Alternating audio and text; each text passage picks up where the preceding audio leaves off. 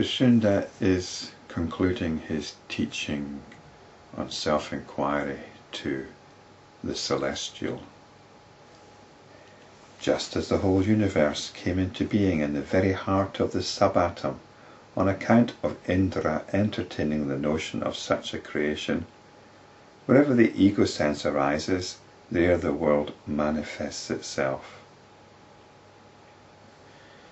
We had this elaborate story of Indra fleeing the demons, taking refuge in a subatomic particle, and creating notions of his own palace, and then of the three worlds, and giving birth to a whole dynasty of Indras.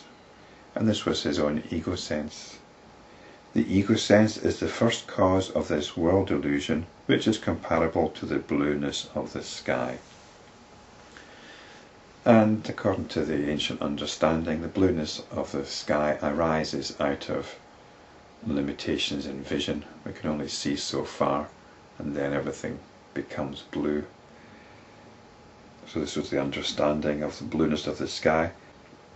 It's this ego sense which leads us to believe in an external world.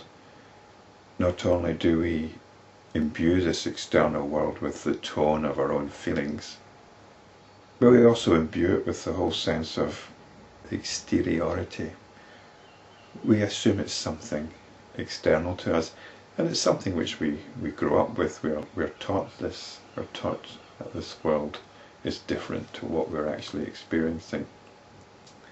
We're taught that these notions of an external world are what is real, and they're substituted for our own experience, for what we really experience to be real.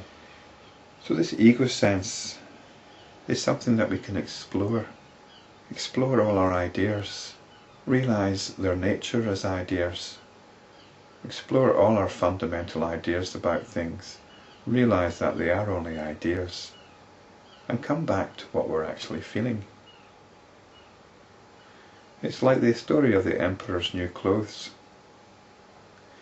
I'm sure most people know this story, but it was about this rather pompous emperor who was wanting to go on a parade, and he wanted the finest suit ever.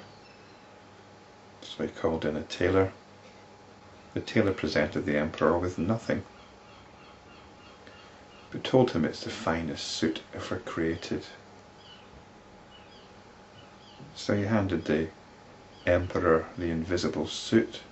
The emperor put it on, and it was clearly naked.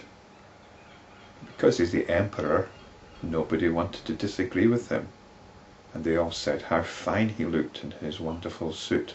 It's surely the best suit that's ever been made. And off he went on the parade, stark naked, believing he's wearing the finest suit in the world, until a young boy pointed out that the emperor's not wearing any clothes. The young boy was not going along with the conventional belief that the emperor was wearing the finest suit of clothes. And I think this had a knock-on effect.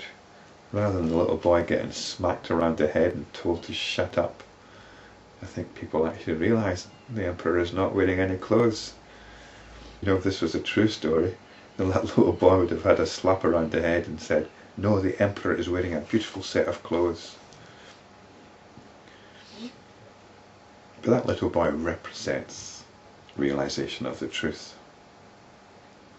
And the suit is the ego sense, and it's nothing. It's only a belief that we all dress up in. We dress up in our notions of who we are and of the world out there. This is the ego sense. It's nothing. Come back to what's real. And what's real is what's happening right now, not what you're told is happening, not what you tell yourself is happening. It's what's happening right now. And in that happening is a stillness. This stillness is the equanimity that we often hear about. There's so much going on, but in everything that's going on, there's this stillness. That stillness is the awareness that everything is going on. We don't have to think about it. We don't have to conceptualize it. We don't have to make theories about it.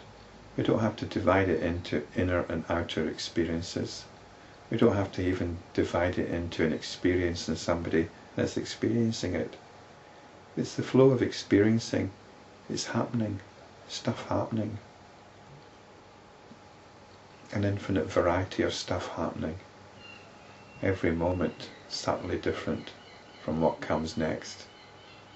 This is the infinite stream of creation, or the stream of infinite creation, going on right here, right now, beyond any notions we've got of it. Notions of an external world, of an individual self, don't enter into it.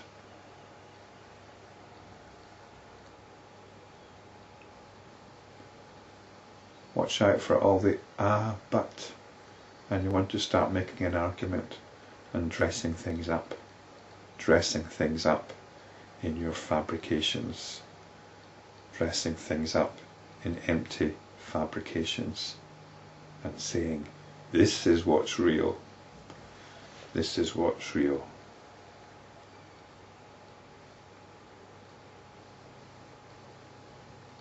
What's real is what is here, right now. We don't have to make any theories about it. We don't have to subscribe to any beliefs about it. This tree of world appearance grows in space on the hill known as Brahman, on account of the latent tendencies or notions. Its seed is the egosense. The stars are its flowers, the rivers are its veins, the mountains are its leaves. The very essence of notions and limitations is its fruits. This world is but the expansion of the notion of its existence. We have the notion of a world existing. Notions build upon notions, like the agitated surface of the water. This world appearance is like the vast expanse of water. The worlds appear in this ocean like ripples and waves. It expands on account of delusion, which obstructs self-knowledge and therefore emancipation. It seems to be attractive and beautiful on account of the constantly changing panorama of beings coming into existence and perishing in it.